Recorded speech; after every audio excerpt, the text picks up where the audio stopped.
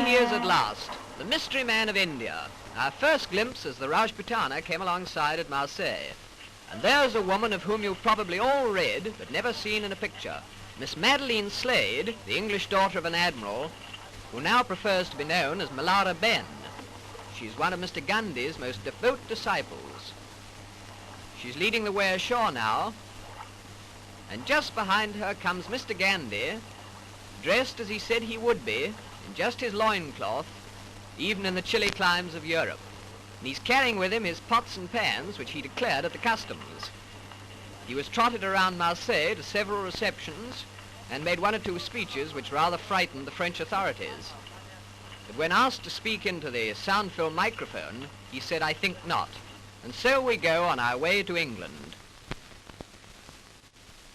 Well, here we are at Folkestone, with the Biarritz coming alongside, and as Gandhi said, in proper English weather, pouring rain and bitterly cold. Miss Slade was the first ashore to tend to the luggage, that is, the goat's milk, etc. She was followed by Gandhi's son, and then came the little man, still scantily clad, but with an extremely wet blanket around his tiny frame. I'm sure he must have been frozen. We were in thick overcoats.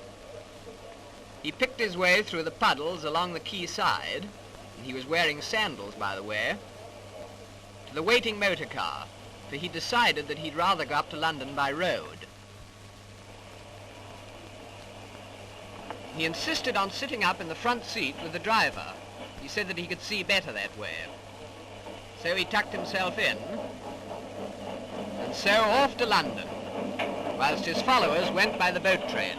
In town, quite a lot of people had waited in the pouring rain outside the Friends Meeting House on the Euston Road to see what he really looked like. But at first they were quite disappointed, because he went in the back way. But shortly afterwards he left by the front way. And then they really did see quite a lot of him, even his knees.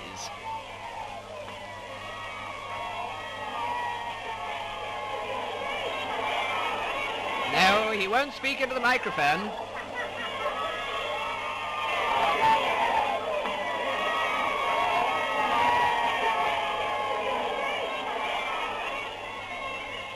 And so to his popular home, where we leave this bizarre little man, whose coming has caused so much comment, complete with loincloth, spinning wheel and goat's milk, feeling sure that he cannot complain of his reception or the publicity he has received, from which, by the way, we always understood that he shrank.